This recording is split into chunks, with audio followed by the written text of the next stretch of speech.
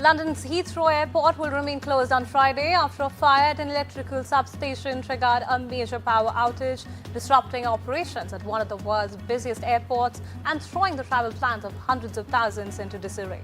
Due to a fire at an electrical substation supplying the airport, Heathrow is experiencing a significant power outage. Passengers have been warned to stay away. Heathrow, the primary hub for carriers like British Airways and Virgin Atlantic, typically handles over 1,400 flights and around 200,000 passengers each day. Some inbound flights have already been diverted, according to tracking service Flight Radar 24.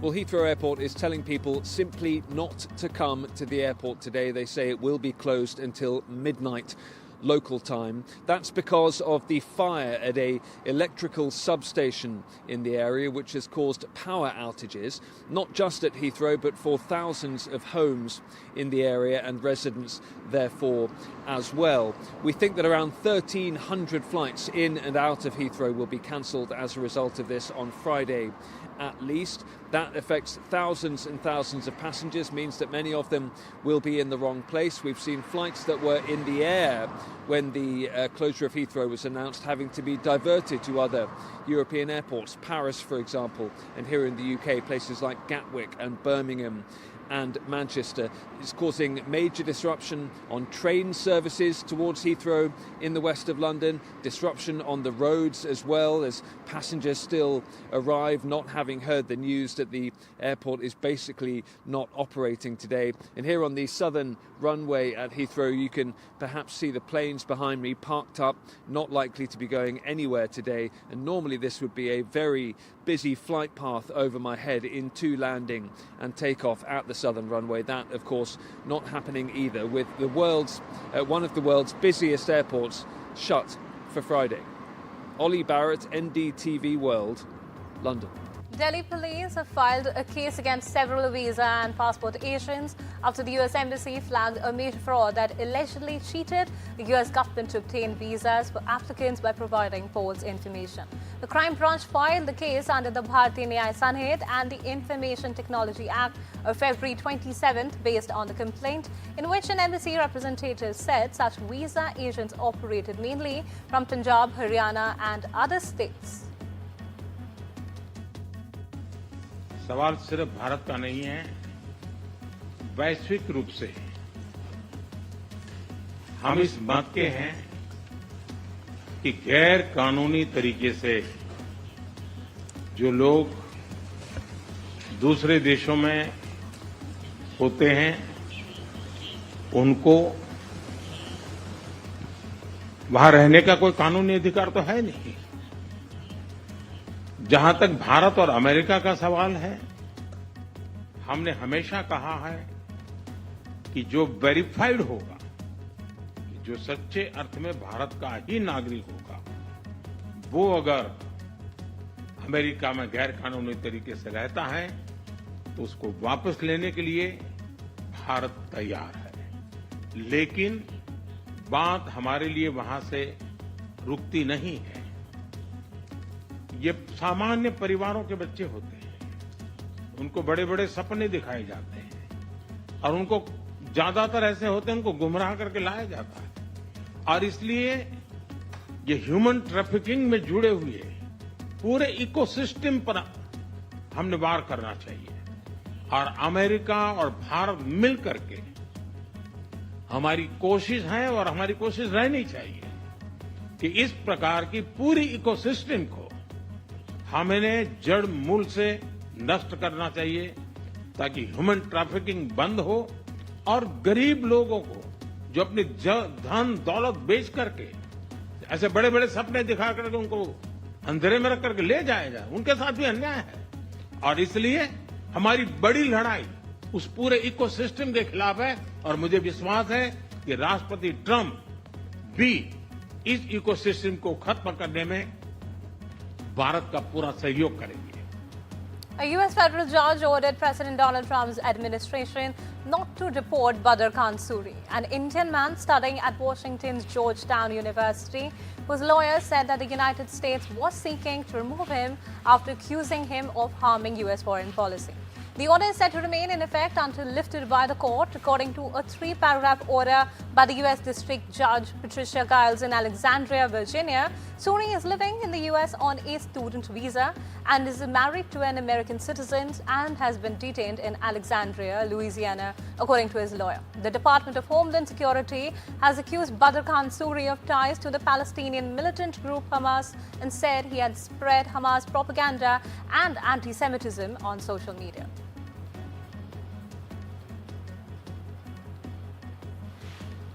Britain has updated its advice for citizens travelling to the US, warning them they face arrest or detention.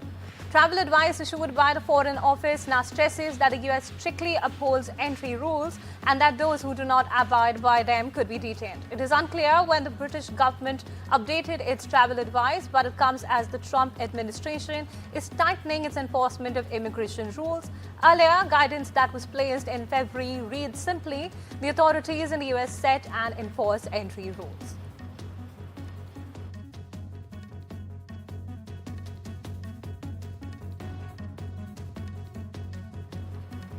Canadian Prime Minister Mark Carney will trigger an early election this weekend for an expected vote on April 28, as per reports, against the backdrop of a trade war and sovereignty threats from the US President Donald Trump. Ukraine, Russia to hold talks with US officials in Saudi Arabia next week. Ukraine will have a delegation in Riyadh on the same day the US is holding ceasefire talks there with Russian negotiating team led by a secretive former FSB chief who played a key role in planning Vladimir Putin's 2022 full-scale invasion. At least 91 Palestinians were killed and dozens injured in Israeli airstrikes across Gaza on Thursday after Israel resumed its bombing campaign and ground operations in the territory. Hamas, which had not yet retaliated during the first 48 hours of the renewed Israeli assault, said its armed wing had fired rockets into Israel. Israel's cabinet has unanimously approved Prime Minister Benjamin Netanyahu's request to fire the head of the country's Shin Bet Internal Security Service. The late-night decision to sack Ronen Bar deepens a power struggle focused largely over who bears responsibility for the Hamas attack that sparked the war in Gaza.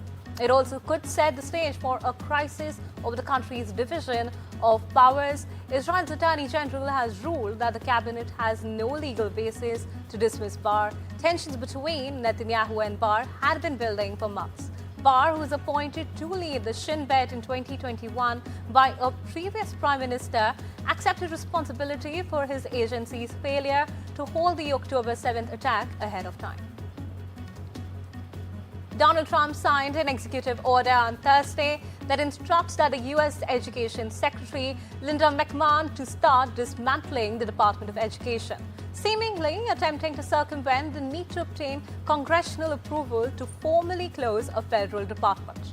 The administration may eventually pursue an effort to get Congress to shut down the agency, Trump said at a signing ceremony at the White House on Thursday. Because its budget had more than doubled in size in recent years, but the national test scores had not improved.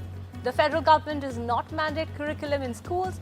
That has been the responsibility of the state and local governments, which provide 90% of the funding to schools. Nevertheless, the White House, Trump repeated his campaign promise to send education back to the states. We're going to be returning education very simply back to the states where it belongs, and this is a very popular thing to do, but much more importantly, it's a common sense thing to do, and it's going to work. Absolutely, it's going to work, and I can tell you from dealing with the governors and others in the state, they want it so badly. They want to take their children back and really teach their children individually. UK Prime Minister Keir Starmer is focusing on a post-war European military guarantee for Ukraine on air and sea support, moving away from his previous priority of securing troops on the ground to enforce any peace deal with Russia, as per reports. We're looking at sea in one scenario, the sky, obviously.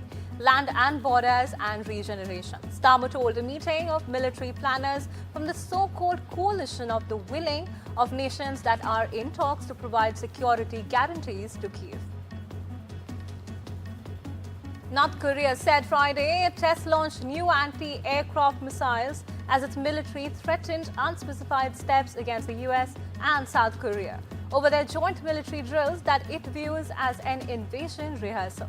The official Korean Central News Agency said that leader Kim Jong-un oversaw the test Thursday and called the missiles involved another major defense weapon system for North Korea. KCNA released 4 still images of the test, which have not been independently verified.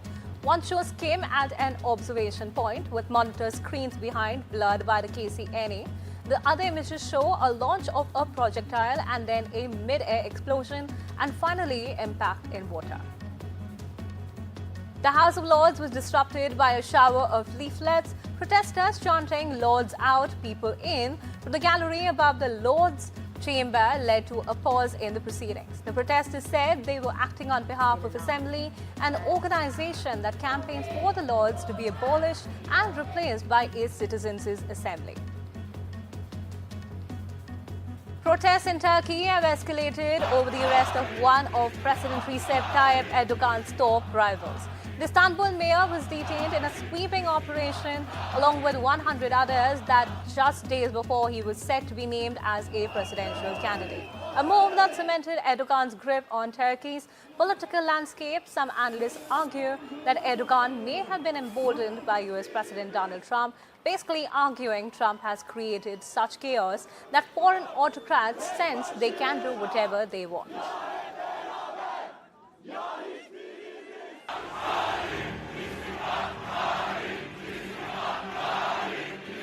Turkey is on edge. Streets are filled with thousands of protesters. Police in riot gear. Pepper spray in the air. But what stands apart is a show of resistance not seen in years.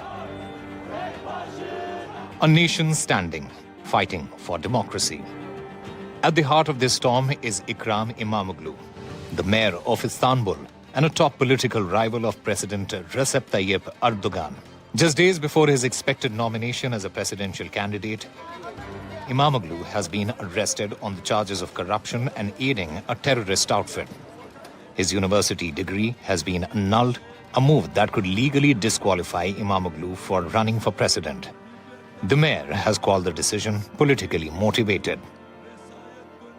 Artık her şeyi bekliyor bir hale geldik. Şimdi dün diploma iptal edildi. Usulsüz bir şekilde, yani usulsüz bir işlem yapıldı. Usulsüz yapılan işlem de usulsüz yapıldı. Çok enteresan bir günlerden geçiyoruz. Çok korkunç. Bir kere diplomanın iptali usulsüz. Böyle bir şey mümkün değil. Authorities have imposed a 4-day ban on public gatherings. But that hasn't stopped the demonstrators. From city squares to university campuses and even underground stations. Thousands of people rallied in the cold, in front of the city hall, shouting, "Erdogan, dictator," and Imamoglu, you are not alone. Bu yapılanlar kesinlikle hukuksuz. Hukuksuz ve temelsiz. Bu demokrasi değil. Demokrasinin ayıbı. Yani yapılanlar Türkiye'ye yakışmıyor. Gerçekten bu halk bunu hak etmiyor. Üzülüyoruz yani. Sonuçta bu duruma üzülüyoruz. İnsan olarak üzülüyoruz. And as clashes erupt, the government tightens its grip. Roads are blocked. Metro services halted. Social media access restricted. But Imamoglu remains defiant. In a video message recorded as police surrounded his home, he vowed to stand firm for democracy. Imamoglu's party, the Republican People's Party, calls it a coup against their next president. And many now question whether Turkey's next election will be free or even fair. International leaders have condemned the arrest. The EU, France and Germany warn that democracy in Turkey is under siege. The arrest of the mayor is deeply concerning. Erdogan's government denies involvement, insisting Turkey's judiciary is independent. But critics aren't convinced. After 22 years in power, Erdogan's grip on Turkey remains ironclad. For now, Imamoglu sits behind bars. His fate and the future of Turkey hangs in the balance. With Rhythm Arcadia, Bureau Report, NDTV World.